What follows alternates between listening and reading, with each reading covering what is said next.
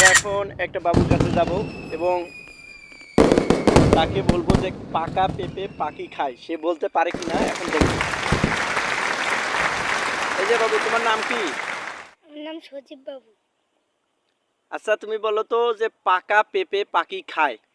পাকা পেঁপে পাখি খায়, পাকা পেঁপে ফাঁকি খায়, পাকা পেঁপে পাখি খায়, পাকা পেঁপে ফাঁকি খায়, পাকা পেঁপে পাকা পেঁপে ফাঁকি খায়, পাকা পেঁপে ফাঁকি খায়, পাকা পেঁপে ফাঁকি খায়, পাকা পেঁপে পাখি খায়, এই কথাটা বলো, দ্রুত বলতে হবে। পাকা পেঁপে ফাঁকি খায়, পাকা পেঁপে ফাঁকি খায়, পাকা পেঁপে খায়, পাকা পেঁপে খায়, 3, পাকা পেঁপে 2, 1.